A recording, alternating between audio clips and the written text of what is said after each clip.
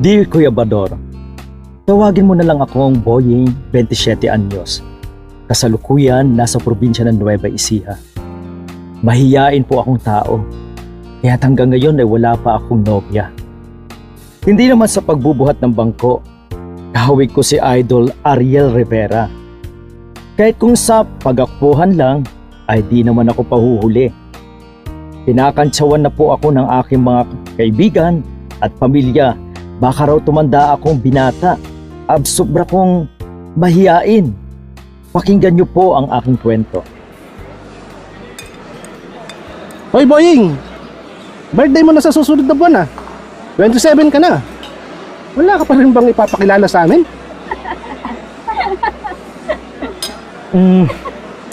Huwag naman kayong ganyan. Ang pagpapakasal ay di minamadali. Di parang kanin na isinubo pagka nainitan iluluwa. Tama nga naman si Boying, Arnel. Nag-iingat lang sa magiging asawa niya. Kikilatisin muna, baka kasi mapeke. Mahirap magpakasal, no? Tapos, maghihiwalay din naman kayo. O sige na nga, bauna na ako sa inyo. Ako na naman pinagpupulutan ninyo.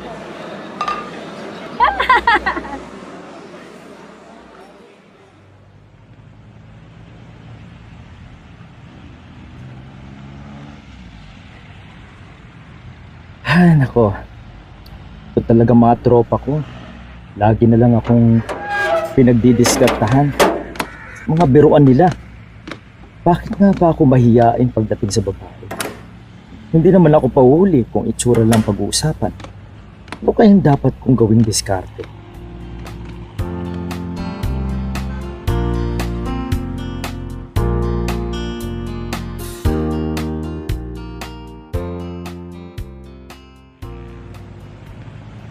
Boying, may ipakikilala kami sa'yo. Si Luz. Luz, si Boying. Oh, natameme ka na naman dyan. Hoy, Boying! Hoy! Eh...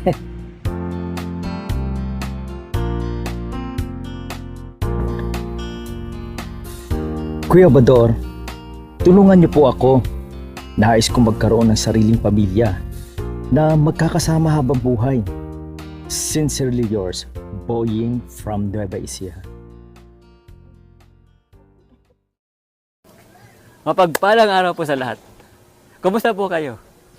Narinig natin ang sinalaysay na kwento sa pangalang Boying na humihingi ng payo sa atin.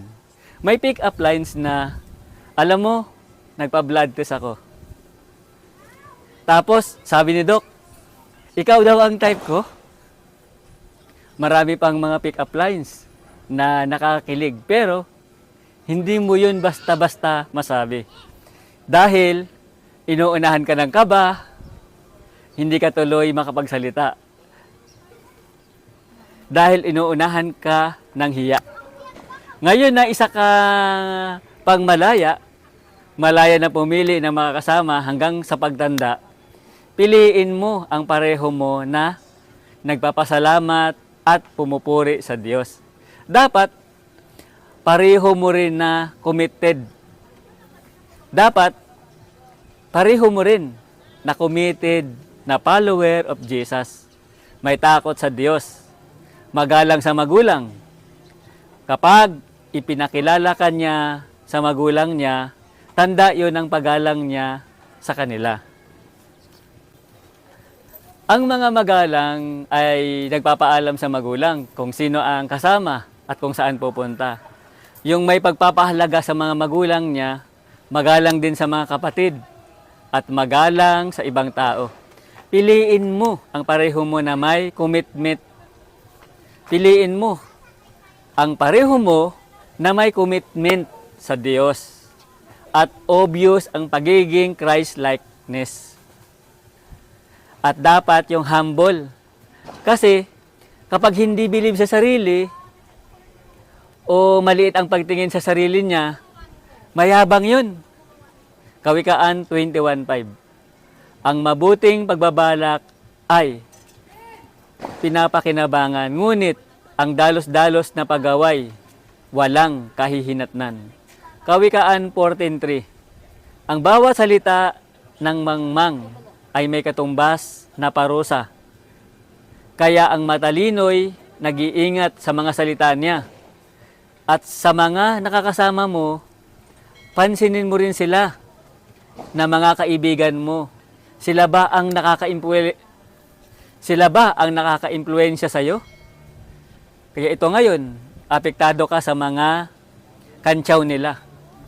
Yung tinatayuan mo ngayon, feeling mo tuloy, insecured ka, parang napag-iwanan ka na. Ang bata mo pa naman. Piliin mo rin ang mga nakakasama mo, dapat ikaw ang maka-impluwensya sa kanila. At tandaan na hindi sapat ang salita. Ang tunay na pagmamahal ay naipapadama at maipapakita sa gawa. At sa ngayon, na single ka pa, mag-enjoy dahil ang buhay ay regalo para mag-enjoy. Habang may buhay, may pag-asa. At ang ating pag-asa ay ang pag-asa kay Kristo. Halika, manalangin tayo. Sumabay ka sa panalangin at magpasya na tanggapin si Kristo na ating tagapagligtas. Panginoong Hesus, inaamin kong ako'y makasalanan at nangangailangan ng iyong patawad. Naniniwala akong namatay ka para sa aking mga kasalanan. Inaanyayahan kita ngayong pumasok sa aking puso at buhay. Nananalig ako sa iyo bilang aking tagapagligtas at nangangakong susunod sa iyo bilang Panginoon ng aking buhay. Amen.